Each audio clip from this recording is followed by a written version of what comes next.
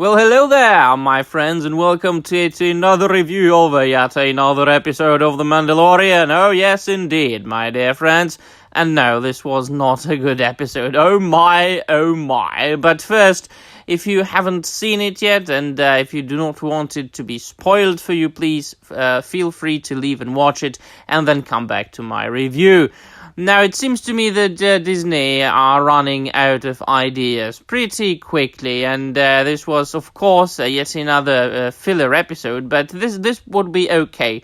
It is, I would say, absolutely normal that in today's entertainment and TV shows, most of, the season is formed by more or less filler episodes, but wow, I mean, the writing was bad, the acting was atrocious, and two words kept coming up my mind when I was watching the, by the way, the shortest episode of The Mandalorian so far, fortunately, and that is merchandising, and cringe.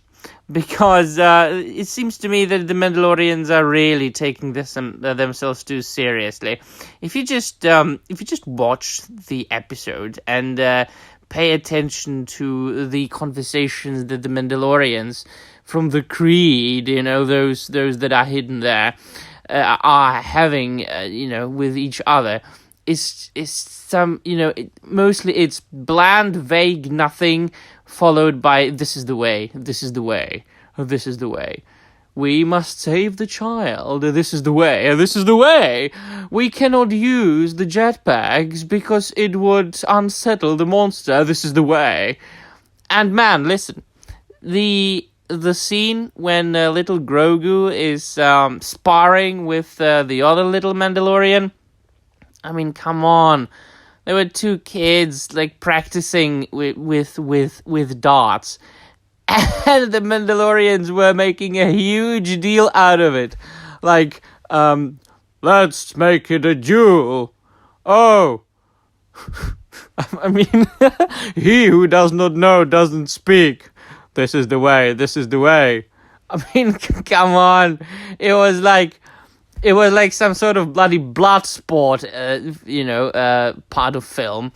But of course, it was, I suppose, for some people quite cute to see little Grogu jumping around and shooting paintball balls on the other Mandalorian kid. I mean, yeah, sure, why not? And I just feel sorry for the Mandalorians there because they're constantly being attacked by monsters. All the time. But no, on a more serious note, I would say, or one would think that a group of, really religious fanatics from a desolate world or recently destroyed civilization who have to be hidden constantly somewhere because they are being followed and they are, being persecuted by the Empire. And, they have very rarely feasts and the roof over their heads, basically living in caves all the time. I would say that they would act, a bit more naturally, a bit more normally, other than just acting like some dumb aristocrats from a badly written movie. The Mandos are not written very well at all. Now, we saw into the past. There was a little flashback that little Grogu had. And if you were expecting, I mean, you know what? I think that most people were expecting that Grogu was saved from the Jedi Temple by somebody that we know. That there would be a member berry. For example, I don't know, whoever, I don't know, Ahsoka, because she didn't know about Grogu. Some sort of Jedi that we know about from the legends. Now, it was a random knockoff of Mace Windu, basically. A random Jedi who looked, all the time he looked as if he couldn't decide if he is angry or shocked. And all the time he looked as if he wanted to say, "What you looking at, mother?" So, the chase scene was all right. It's one of the things that I always say that it looks good in the Mandalorian TV show. The CGI is fine. The action scenes are good. So I didn't mind the chase scene itself. The Jedi saving Grogu, taking him to the Naboo ship, which, once again, there was a member berry there. That was one of the few member berries in this episode. So we saw another snippet from Order 66, as if we haven't seen a lot of them already. So this was nothing groundbreaking. I would say that this is going to disappoint a lot of people. Especially people who actually care about Disney Star Wars and who consider it to be canon, which I don't, so I couldn't care less. I'm basically mainly watching The Mandalorian for my reviews. And other than that, the merchandising part is obviously...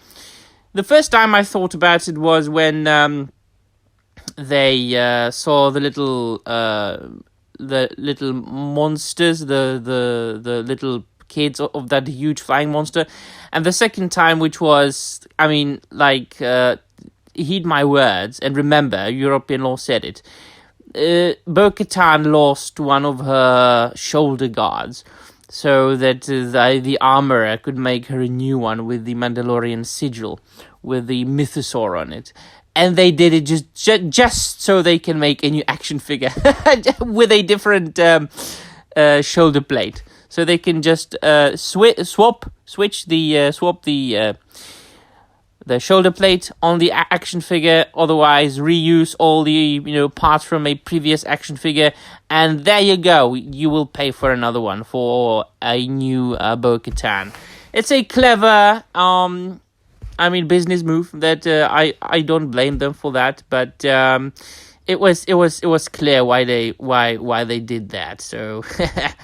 Other than that, I have really nothing else to say about the episode.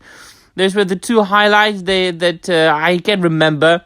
Mandalorians being absolutely dull and boring, Bo-Katan losing her arm guard or shoulder guard, little Grogu fighting, and the Order 66 flashback. And yes, Paz Vizsla has a kid. Oh my god. In my head, non-canonical character has a non-canonical child. Alright then. But, once again, I'm going to say what I always say about The Mandalorian. It wasn't, particularly painful, per se, to watch. Like Obi-Wan Kenobi was. Or The Last Jedi. Or anything else made by Disney.